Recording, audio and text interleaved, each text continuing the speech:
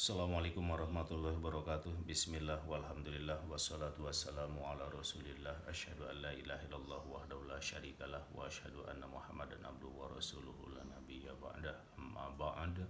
Wa qala Allah ta'ala fi kitabil karim. A'udzu billahi minasyaitonir rajim. Bismillahirrahmanirrahim. Al-haqqu min rabbika fala takunanna minal mumtarin. Shadaqallahul azim.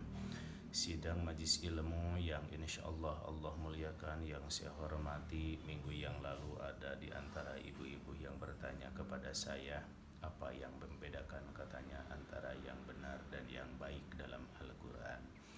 Yang benar itu dalam Al-Quran itu disebut adalah Al-Haq. Jadi Al-Haq itu adalah yakni yang benar, sebuah yang pasti benarnya.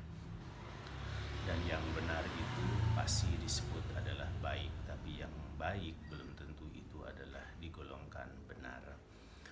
Makna benar di dalam Al-Quran itu Allah kutip, satu ada yang disebut dengan khair, dua ada yang disebut dengan ma'ruf. Ma'ruf juga adalah yakni baik. Khair itu lawannya adalah syarrun. Ma'ruf baik pula. Wal takum minkum ummatu yad'una ilal khairi wa ya'muruna bil ma'ruf wa yanhauna 'anil munkar. Nah, itu bergandengan dalam ayat itu ada kata khair dan ada kata ma'ruf. Ada juga makna baik itu adalah yakni disebut juga dalam Al-Qur'an itu ihsan, wabil walidaini ihsana, dan silakan kamu sekalian berbuat baik kepada kedua orang tua. Ada pula mana baik itu dalam Al-Quran itu adalah disebut dengan birrun. Birrun, ada ayat yang mengatakan birrul walidain, berbuat baiklah kamu sekalian kepada kedua orang tua. Mana birrun, mana barin itu kalau tidak ada syakal sama hurufnya adalah ba dan ro. Tapi kalau dikatakan bari itu memiliki makna bukan kebaikan, tapi itu adalah maknanya adalah daratan. Daratan itu yang Allah ciptakan begitu luas. Demikian dalam ilmu balaghah diterangkan kata birun adalah kebaikan, di mana kebaikan kita itu adalah harus seperti halnya seluas daratan. Kebaikan itu adalah bersikap umum, yang namanya birun, yang namanya khair bersifat umum, artinya global, artinya bersifat universal.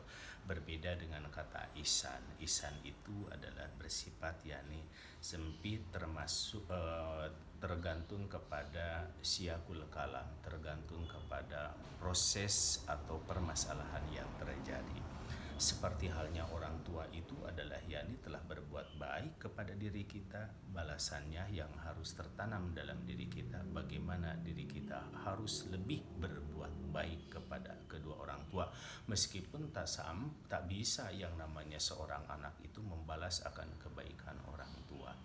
Di satu sisi, kalaulah ada yang namanya sahabat kita telah berbuat baik kepada kita, ciri orang yang berbuat baik, ciri ihsan itu dia melebihkan kebaikannya itu tidak lagi setimpal.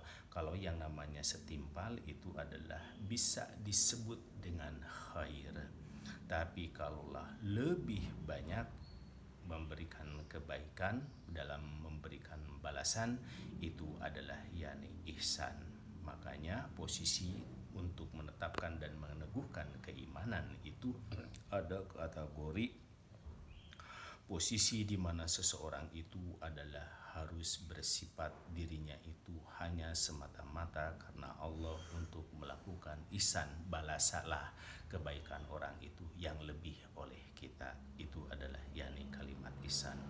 Iman, Islam, ihsan. Dalam ibadah pun juga ihsan demikian. Anta budallaha ka'annaka tarahu fa illam takun tarahu fa innahu yaraka. Beribadah kepada Allah itu seakan-akan biar kita ini adalah benar-benar dikategorikan baik, yakini seperti halnya kita ini adalah melihat Allah. Tapi kalaupun tak mampu untuk melihat Allah, ketahuilah fa innahu yaraka, karena sesungguhnya Allah itu akan melihat kamu sekalian. Nah, tadi dalam ayat itu diterangkan al-haqqu mir rabbika fala takunanna minal mumtarin, bahwa kebenaran itu adalah datangnya dari Tuhanmu dan janganlah kamu sekalian menjadi orang yang mumtar. Janganlah kamu sekalian menjadi orang yang rugi. menjadi orang yang senantiasa ya rugi, mumtar itu rugi. Rugi atau bimbang, di mana orang yang bimbang akan mendapatkan yang namanya kerugian. Jangan sampai diri kita menjadi orang yang betul-betul dikatakan rugi karena terdapat dalam hati kita itu adalah kebimbangan atau kemangmangan akan kebenaran Allah Subhanahu wa taala. Sekali lagi, inti yang terpenting, yang dikatakan benar pasti itu baik, tapi yang dikatakan baik belum tentu itu benar. Mudah-mudahan ada hikmah dan manfaat. Wassalamualaikum warahmatullahi wabarakatuh.